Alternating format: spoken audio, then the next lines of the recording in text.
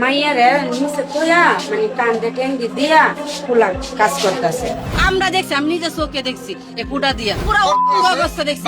চিল্লা চিল্লি করতেছে, কারণ আমি ভাবছি কি কারেন্টে ধরছে। নিজের মেয়েরে করতে পারে, আমগুলো আশেপাশে মেয়ে আছে, তারে যে করবো না তার কোনো গ্যারান্টি আছে? বেড়ার ফুকা দিয়ে দেখছি। মা সব জানে, মা যাই না না জানার ভাঙ ধরতেছে। দুপুরের খাওয়া আর গোসল শেষ করে সবাই যখন নিজ নিজ কাজে ব্যস্ত, ঠিক তখনই একটি ঘরের ভেতরে ঘটতে থাকে এমন এক ঘটনা যা পুরো এলাকাকে করে দেয় স্তব্ধ। দরজা খুলে না, এরা কাজ করতে আছে।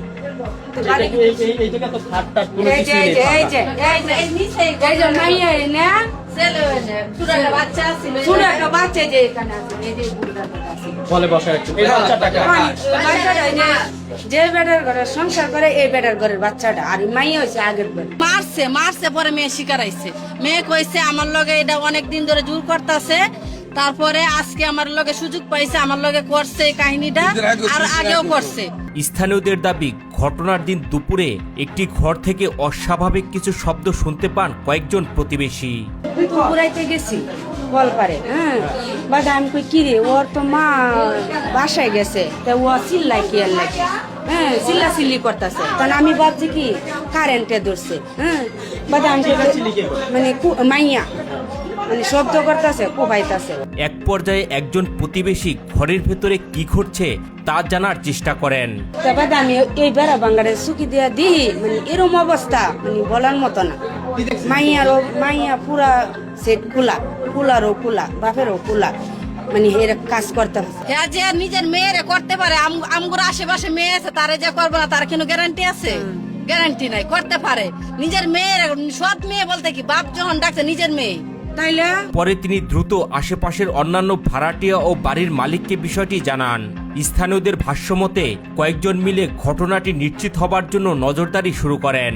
তবে অভিযোগ রয়েছে, প্রতিবেশীদের উপস্থিতি টের পেয়ে ঘরের ভেতরের পরিস্থিতি কিছুক্ষণের জন্য স্বাভাবিক হয়ে যায়, কিন্তু কিছুক্ষণ পর আবারও একই ধরনের শব্দ শোনা গেলে প্রতিবেশীদের সন্দেহ আরো জোরালো হয়। বাদা আবার আইসি আয় দিয়ে একই মাইয়া চিল্লা চিল্লি করতে, বাদা আবার এই চুকি দিয়ে দি মাইয়া পুরা অবস্থা সিরিয়াস। বাদা খালা দেখছে, দেখে মাইয়ার কান্দে ইয়া ট্যাং দিয়া এরা কাজ করতেছে। বেড়ার ফুকা দিয়ে দেখছি। তো আমার অনেক রাগ উঠে গেছে দেখিয়া, তখন আমি দরজা পিটাইছি, দরজা পিটাইয়া দরজা খুলছে, তখন আমি হের দুইটা থাপড় দিছি। এক পর্যায়ে ঘরের দরজা ভেঙে তারা ভিতরে প্রবেশ করে সৎ বাবা ও মেয়েকে হাতে নাতে আটক করেন। কইতাছে ভাই দরজা খুল, কিরগুলা ঘুসকিরগুলা তুই দরজা খুল, তেও হেরা দরজা খুলে না।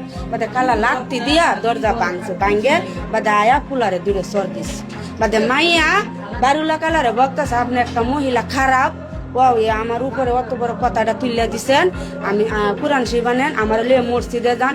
আমার নিজের চোখে আমি দেখছি, আমি তোর মসজিদে কি লাগি লয়ে যাম। ঘটনার পর এলাকা জুড়ে ব্যাপক চাঞ্চল্যের সৃষ্টি হয়। উপস্থিত লোকজনের অভিযোগ, প্রথম দিকে অভিযুক্তরা বিষয়টি অস্বীকার করলেও পরে বিভিন্ন প্রশ্নের মুখে তাদের বক্তব্যে অসঙ্গতি পাওয়া যায়। পরে মেয়ে স্বীকার করার সময় বাদে কি বলছে? ফিডা দিছে, ফিডা দিয়া বাদে কইছে আমারে মানা করছে, আমি বলতাম না, আমি তো বলি তো আমার বডি দিয়া দিব আর আমার মায়ের দিব, এর লাগে আমি না করছি।